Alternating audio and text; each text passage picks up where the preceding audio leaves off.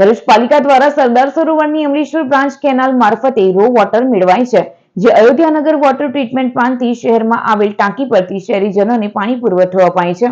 ભરૂચ પાલિકા દ્વારા સરદાર સરોવરની Amleshwar branch canal મારફતે રો વોટર મેળવાય છે, જે અયોધ્યાનગર વોટર ટ્રીટમેન્ટ પ્લાન્ટથી શહેરમાં આવેલ ટાંકી પરથી શહેરીજનોને પાણી પુરવઠો અપાય છે. અમૃત 2.0 અંતર્ગત ભરૂચ શહેરને પીવાનો પાણીનો પુરવઠો પૂરો પાડવા માટે સરદાર સરોવરની ચાવજ અમલેશ્વર બ્રાન્ચ કેનાલથી માતરિયા તળાવ સુધી પીવાના પાણીની 1422 MS વ્યાસ ધરાવતી MS પાઇપલાઇનની મંજૂર થઈ છે. ગુજરાત શહેરી વિકાસ કંપની PIU સુરત કચેરીના સંપૂર્ણ સુપરવિઝન હેઠળ ઇજારદાર P દાસ ઇન્ફ્રાસ્ટ્રક્ચર અમદાવાદ દ્વારા કામ પ્રગતિમાં છે.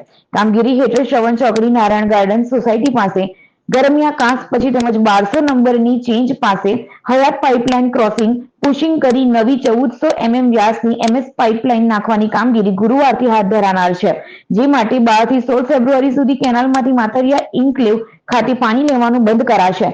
માતરિયા તળાવના સંગ્રહિત પાણીના જથ્થામાંથી તેમજ ટ્યુબવેલમાંથી પાણી મેળવી ભરૂચ શહેરના તમામ 25 વિસ્તારોમાં દિવસમાં એક સમય પાણી અપાશે.